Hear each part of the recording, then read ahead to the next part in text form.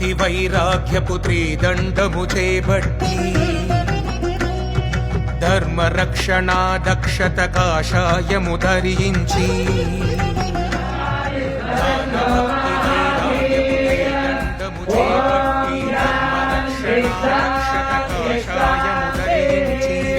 సారమైన బ్రహ్మసూత్ర భాష్యమందించి పరపీడను బాపువాడే వైష్ణవుడని ఘోషించి వస్తున్నాడల్లడుగో వైకుంఠము వీడి